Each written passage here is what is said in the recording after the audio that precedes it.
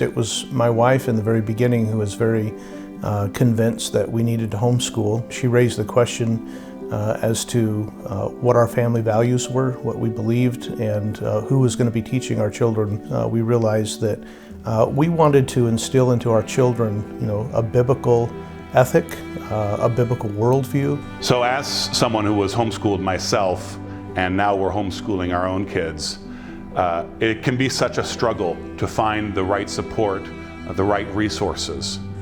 I grew up in Lyon, France, a city of 2 million, and we were the only Christian homeschoolers in that city.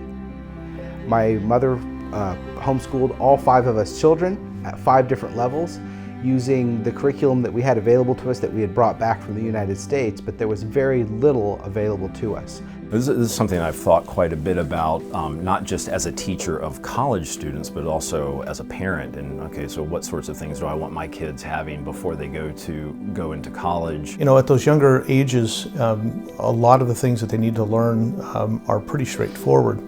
I think when they get into the junior high and high school age, we begin to kind of reassess, in what order should they be learning these things, or is there an order to this? Who is going to teach them calculus? Who is going to teach them chemistry? Who is going to teach them algebra? At what level should they be performing at the age that they're at? How do we determine these things?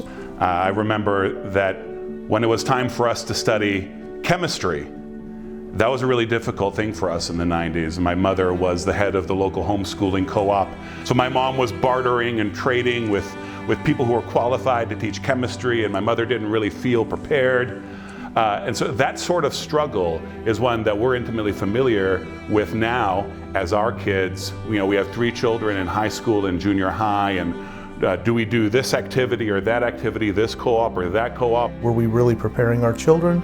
Or were we just, kind of going through the motions of what we thought a good education looked like? And so we begin to look for resources. It would have been really helpful if we would have had access to a group of very knowledgeable educators who shared our same vision.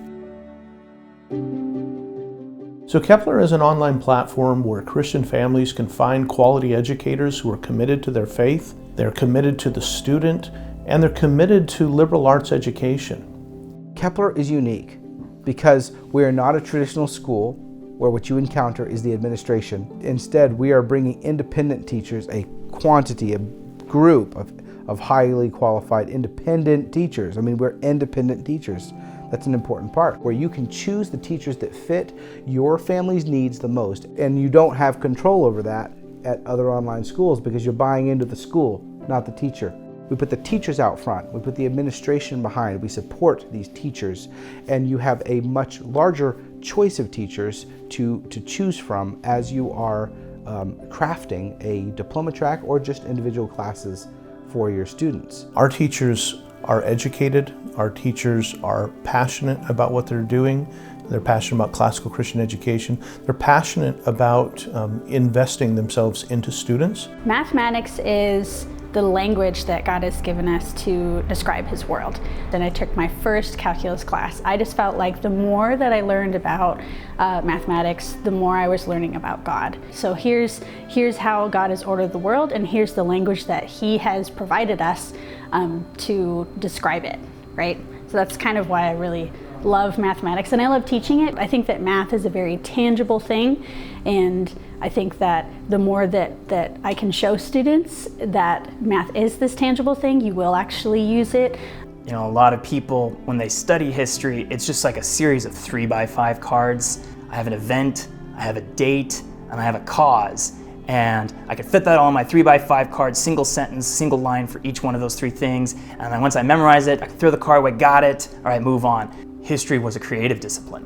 And that's so often not how history is taught in high school.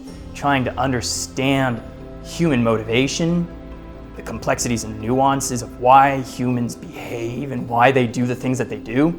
Obviously, if you have some sort of concept of man having been made in the image of God, that's going to feed into your analysis of human action. I teach because I want people to know and love Jesus. Over the years, that has become more and more my focus as I teach STEM, as I teach philosophy, as I teach theology, so that people would not struggle like I did with faith, and they could get on with their lives of loving the Lord without having these obstacles.